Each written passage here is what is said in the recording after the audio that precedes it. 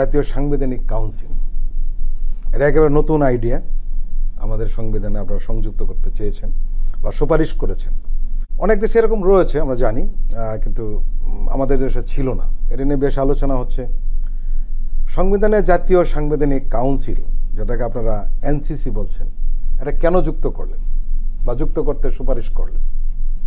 প্রথমত, জাতীয় সাংবিধানিক কাউন্সিলের যে কাঠামোটা আমরা তৈরি করেছি, আমরা দুটো ওয়েতে এটাকে দেখেছি। একটা হচ্ছে যখন সংসদ থাকবে তখন 9 জন মিলেই কাঠামোটা হবে।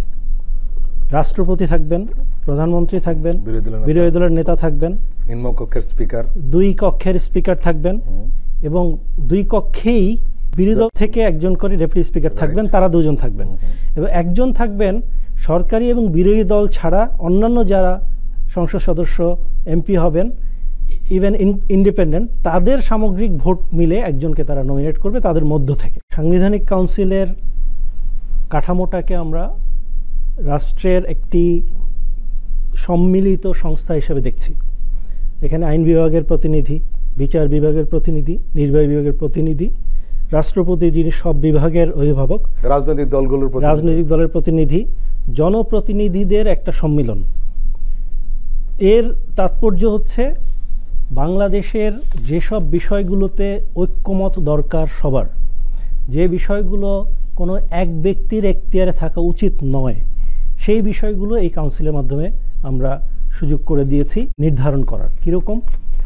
যতগুলো আমরা ইন্ডিপেন্ডেন্ট কমিশন সাজেস্ট করেছি, বিশেষ করে ইলেকশন কমিশন, দুর্নীতি দমন commission, human rights commission, plus attorney general, সমস্ত বাহিনীর প্রধান, 3 বাহিনীর প্রধান, এবং অন্যান্য আইন দ্বারা যদি কোনো কাউকে বলা হয় যে এনসিসির মাধ্যমে করা উচিত, এই নিয়োগগুলো কমিশনের সুপারিশ হবে। কমিশন সুপারিশ করে, এনসিসি সুপারিশ করে রাষ্ট্রপতিকে দিলে রাষ্ট্রপতি ওই নিয়োগটা দিতে বাধ্য থাকবেন। এর তাৎপর্য হচ্ছে যেসব প্রতিষ্ঠানগুলো চেকস অ্যান্ড ব্যালেন্সের জন্য কাজ করে, যেসব প্রতিষ্ঠানগুলো নির্বাহী বিভাগের উপর এক ধরনের তদারকির কাজ করে, সেখানে যাতে নির্বাহী বিভাগের ইচ্ছায় যে কোনো কাউকে নিয়োগ করা না যায়।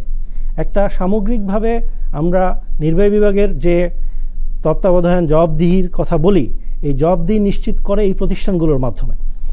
নির্বাহী বিভাগের একটা টার্গেট থাকে এইসব প্রতিষ্ঠান নিজের লোক বসানো, যাতে তাদের উপরে তারা ইজি হয়। যেমন দুদক বিগত দিনগুলোতে দেখেছি আমরা, ওই অভিজ্ঞতা থেকে আমরা বুঝেছি যে এইসব নিয়োগগুলো ওই প্রতিষ্ঠানগুলোকে কার্যকর করার জন্য খুবই গুরুত্বপূর্ণ।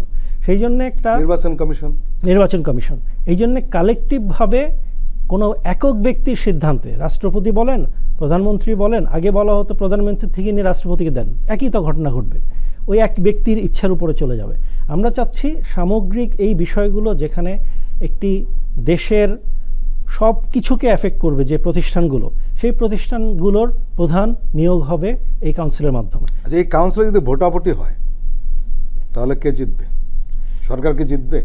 কাউন্সিলের ভোটাভুটি নিয়েও আমরা একটা এক্সারসাইজ করেছি, আলোচনা করেছি। এখানে আমরা খুব চমৎকার একটা ব্যালেন্স পাবো। কিভাবে? চারজন। এখানে দলীয় একক সংখ্যাগরিষ্ঠ কারো হওয়ার সুযোগ নেই। এখানে যারা রাষ্ট্রীয় পদে আছেন তাদের একটা ভূমিকা থাকবে, যার কারণে এক্স অফিসিও হিসাবে রাষ্ট্রপতি এবং প্রধান বিচারপতি, ওনাদের ভূমিকাটা বিশাল আকারে আসবে। ওনাদের ভোটের উপর কিন্তু ফলাফল নির্ভর করবে, কোনো না কোনো ওইতে একটা সমাধানে তো আসতে হবে। আপনি তো আমি লক্ষ্য করলাম যে সরকার কিন্তু, যিনি সরকারে থাকবেন তারা ইচ্ছে করলে কিন্তু এই পদগুলি তার দিতে পারছেন না। কিন্তু আমার প্রশ্ন ছিল এটা, সেটা যদি কোনো কারণে ভোটাভুটির প্রয়োজন পড়ে এই 9 জনের মধ্যে, তাহলে কে জিতবেন? ভোটাভুটিটা এমনভাবে হবে যে 9 জনের মধ্যে মেজরিটি লাগবে, মিনিমাম 5 জন লাগবে। এই 5 জন ওই মিটিংয়ে উপস্থিত তাদের মধ্যে মেজরিটি না, সামগ্রিক যে 9 জন আছে 9 জনের মধ্যে মেজরিটি। তার মানে 5 জন ছাড়া কোনো সিদ্ধান্ত নিতে পারবেন না। এই মর্মে আপনি বিরোধী দল থেকে যারা আছে তারা সরকারি দলের শরণাপন্ন হতে হবে, অথবা যারা এক্স অফিসিও আছেন, পদাধিকার বলে আছে, তাদের সাথে কনসাল্ট করে করতে হবে। এতে যেটা হবে, সবসময়ই একটা নিউট্রাল ভিউ আমরা পাবো। এখন কেউ বলতে পারে সেই লোকটাও তো ওই দলের হতে পারে। এখন আপনি যদি চিন্তা করেন যে কোনো একটা ফর্মুলা, যে ফর্মুলাতে কোনোই ফ্ল থাকবে না, তা তো হয় না। কিন্তু আপনি ম্যাক্সিমাম চেষ্টা করবেন যতটুকু সম্ভব কার্যকর একটা বিষয় নিয়ে আসতে, এবং আমাদের বিশ্লেষণে যতটুকু দেখা গেছে এইভাবে করলে অ্যাটলিস্ট ওই এক ব্যক্তির সিদ্ধান্তের থেকে তো ভালো। একটা লোক, ইভেন আপনি যদি দেখেন দলীয় কোনো লোকও তো আগের মতো সেই 70 অনুচ্ছেদ না থাকলে আগের মতো সে পাপেট হয়ে যাবে না, পুতুল হয়ে যাবে না, তারও একটা মতামত থাকবে। হয়তো দেখা গেল সরকারি দলের বিরুদ্ধে তার নিজের লোকও ভোট দিতে পারে, কিন্তু তার একটা স্বাধীন সত্তার বহিঃপ্রকাশ সংবিধানই আছে এখন।